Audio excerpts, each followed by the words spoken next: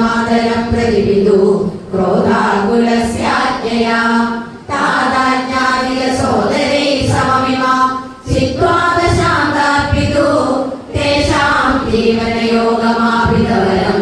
माता च ते ताद्वरान् पित्रा मातृमुदे स्तवाङ्गवियन्तेनोन्निजादाश्रमान् प्रस्थायाद मृगोद्गिराहिमैरौ आराध्य गौरीपदिं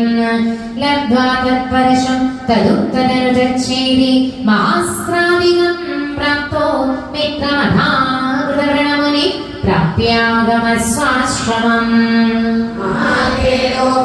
महादेवोपगतोऽर्जुनसुरगरी सम्प्राप्तसम्पद्गणैः त्वत्पित्रा परिपूजितपुरगतो दुर्मन्त्रिवाचा पुरा तां वेदं सजीवं न्ययुङ्क्तदुधिया तेनाभिनन्दन्मुनि प्राणक्षेपसरोषगोपतचमो चक्रेण वल्सो हृदा शुक्रो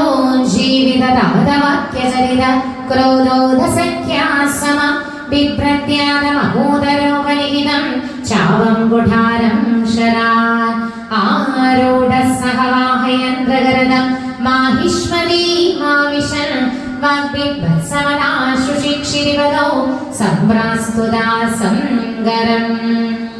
गोविन्द कृष्ण हरि गोपाल कृष्ण हरि राधारमण हरि गोविन्द गोविन्द कृष्ण हरि गोपाल कृष्ण हरि राधारमण हरि गोविन्द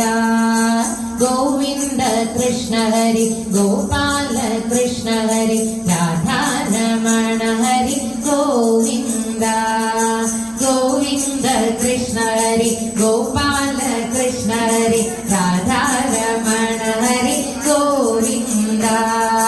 गोविन्द कृष्ण हरि गोपाल कृष्ण हरि राधारमण हरि गोविन्द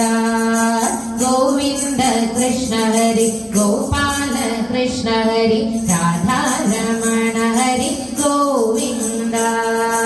गोविन्द कृष्ण हरि गोपाल कृष्ण हरि